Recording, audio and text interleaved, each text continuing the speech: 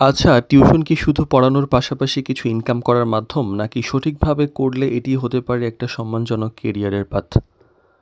তো অনেকেই টিউশনকে শুধু টেম্পোরারি ইনকাম হিসাবে দেখেন, কিন্তু teaching skill, subject knowledge, communication, প্রফেশনালিজমের উপর নিয়মিত কাজ করলে টিউশনকে দীর্ঘমেয়াদে একটা সুন্দর টিচিং কেরিয়ার হিসাবে নেওয়া সম্ভব।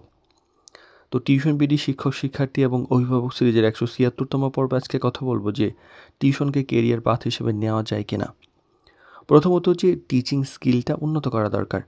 যে শুধু সাবজেক্ট ভালো জানলেই যে একজন টিউটর হয়ে যায় এরকম না, বরং কীভাবে সহজভাবে বোঝাতে হয়, স্টুডেন্টের সমস্যা বুঝতে হয় এবং বিভিন্ন লার্নিং স্টাইল অনুযায়ী পড়াতে হয়, এইসব স্কিল করে তুলুন। আবার জানার মতো অনেকেই আছেন যারা চাকরি ছেড়ে দিয়ে টিউশন পেশায় আবার ব্যাক করেছেন।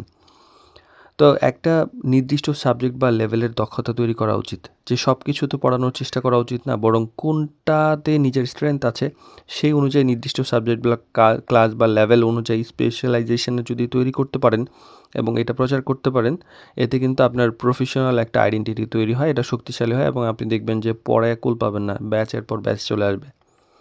আর প্রফেশনালিজম বজায় রাখা উচিত, যে সময়ানুবর্তিতা, পরিষ্কার কমিউনিকেশন, নিয়ম মেনে চলা, দায়িত্বশীল আচরণ একজন টিউটরের রেপুটেশন তৈরি করে। দীর্ঘমেয়াদে ভালো রেপুটেশন কিন্তু নতুন সুযোগ তৈরি করে। আর নিজের প্রোফাইল এবং এক্সপিরিয়েন্স গড়ে তোলা উচিত, যে প্রতিটা টিউশন থেকে শেখার চেষ্টা করুন এবং নিজের এক্সপিরিয়েন্স, অ্যাচিভমেন্ট, টিচিং স্কিল একটি প্রফেশনাল রেকর্ড তৈরি করুন। এতে হয় কি, যে ভবিষ্যতে আপনার কেরিয়ারের যে গ্রোথটা সেটা ভালোভাবে হবে। আর ভবিষ্যতের একটা লক্ষ্য নির্ধারণ করতে হবে, যে আপনি কি ফুল টাইম টিউটর হইতে চান, নাকি অনলাইন টিচিং করতে চান, নাকি ভবিষ্যতে কোচিং বা এডুকেশন বিজনেসের দিকে যাইতে চান, সেটাও কিন্তু ধীরে ধীরে নির্ধারণ করা উচিত। লক্ষ্য পরিষ্কার থাকলে টিউশন থেকে বড় সুযোগ হইতে পারে।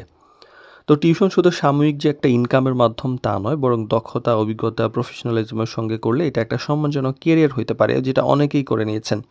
তাই টিউটর হিসেবে কাজ করলে শুধু আজকের টিউশন নয়, বরং আগামী দিনের কেরিয়ার কথাও ভাবা উচিত।